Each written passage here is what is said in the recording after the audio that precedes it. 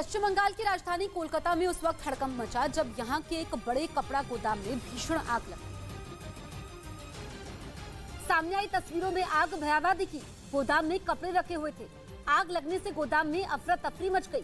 हादसे की सूचना फायर ब्रिगेड को दी गई। आग इतनी भीषण थी कि उसकी लपटें कई किलोमीटर दूर तक दिखाई दे रही थी। आग को बुझाने के लिए मौके पर 1 दर्जन से ज्यादा दमकल की गाड़ियां लगाई गई। आग किन कारणों से लगी इसकी जानकारी नहीं मिल पाई। लोगों के मुताबिक गोदाम के एक हिस्से से अचानक धुआं उठने के बाद आग की लपटें दिखी थी। जिस कपड़ा गोदाम में आग लगी वो कोलकाता के वेस्टफोर्ट इलाके में मौजूद है और यहाँ का पुराना गोदाम है। बताया गया कि गोदाम में पिछले कई सालों से कपड़े स्टोर किए जा रहे थे, लेकिन गोदाम में अग्निशमन यंत्रों की कोई व्यवस्था नहीं थी। तुरंत आग बुझाने के साधन उपलब्ध न होने की वजह से आग विकराल हो गई। फिलहाल गोदाम से सभी लोगों को सुरक्षित निकाल लिया गया।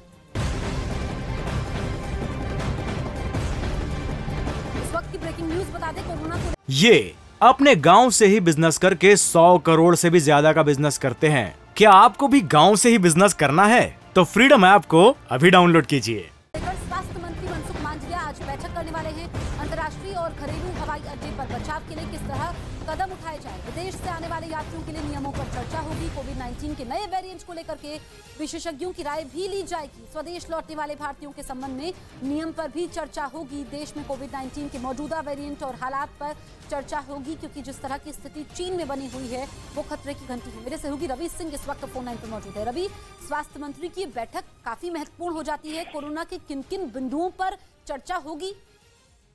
यह मीटिंग काफी लंबे चलने वाली है। 11:30 बजे सुबह मीटिंग चलेगी और लगभग 2 बजे तक की मीटिंग चलेगी, जो हमारे सोर्स बता रहे हैं। और इसमें तमाम देश के और स्वास्थ्य मंत्रालय के एक्सपर्ट इसमें शामिल होंगे। इस बैठक में तमाम लोगों को इस मीटिंग में इसलिए बुलाया गया है कि क्योंकि आपको याद होगा कि कई महीनों के बाद एक बार फिर चैलेंज कोरोना के रूप में भारत सरकार भी देख रही है।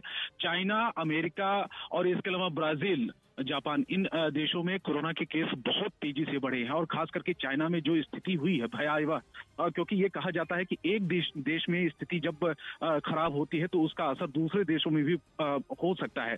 तो उसी चीजों को लेकर भारत सरकार की तरफ से स्वास्थ्य मंत्रालय ने एक बैठक 11:30 बजे बुलाई है और तमाम मुद्दों पर चर्चा होगी। और खास करके जो भारत आने वाले लोग हैं, क्योंकि जो लोग आते हैं बाहर से उनसे ज्यादा इन्फेक्शन फैलने का खतरा होता है, तो अंतर्राष्ट्रीय जो हवाई अड्डे हैं, घरेलू हवाई अड्डे हैं और या भीड़ भाड़ वाले इलाके और आने वाले दिनों में जो त्योहार होंगे, इन तमाम मुद्दों पर चर्चा होने वाली है। ठीक है रवि, आपका इस तमाम जानकारी के लिए शुक्रिया।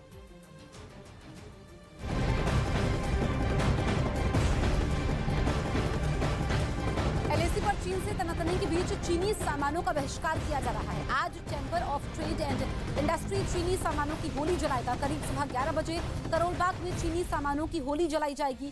साथ ही 50 बड़े बाजारों के व्यापारी नेता चीनी उत्पादों के बहिष्कार की शपथ भी लेंगे। गौरतलब है कि अरुणाचल प्रदेश के तवांग में भारत और चीन सेना के बीच हुई झड़प के बाद